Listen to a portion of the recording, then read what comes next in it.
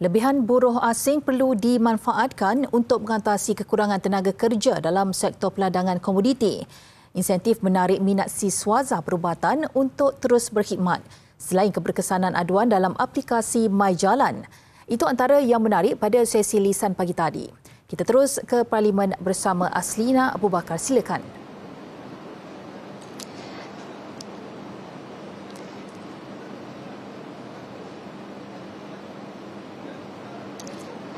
Terima kasih Nursha. Lebihan buruh asing dalam sektor penghilangan dan perkhidmatan di negara ini perlu dimanfaatkan untuk mengatasi kekurangan tenaga kerja dalam sektor peladangan komoditi. Menteri Peladangan dan Komoditi Datuk Seri Johari Abdul Ghani berkata, langkah itu penting mengambil kira industri sawit negara yang menanggung kerugian nilai ekspor 7.9 bilion ringgit setahun susulan kekurangan hampir 40,000 tenaga kerja dalam sektor peladangan komoditi berkenaan.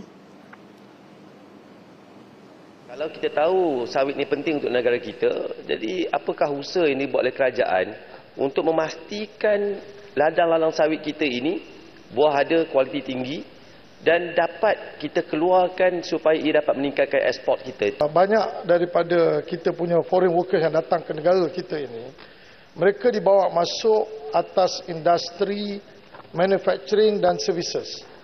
Jadi bila dia masuk kat sini, sehingga kan statistik yang kita dapat bahawa dia terlebih 165,000, perkilangan, perkhidmatan 27,000. Dan mereka ini sepatutnya kalau kita boleh mobilize dia masuk dalam ladang, that will be good untuk membantu kekurangan pekerja ladang.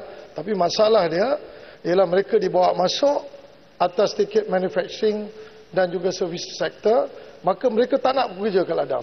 Anggaran kerugian itu mengambil kira nilai ekonomi diterjemahkan melalui tuaian 1 tan sawit bagi setiap seorang tenaga kerja bagi tempoh 265 hari. Mengulas lanjut, industri sawit negara juga berdepan masalah apabila lambakan buruh asing di beberapa sektor lain tidak boleh dipindahkan untuk berkhidmat dalam sektor peladangan komoditi itu. Dalam pada itu, beliau difahamkan Kementerian Dalam Negeri dan Kementerian Sumber Manusia sudah menghentikan kuota kemasukan buruh asing.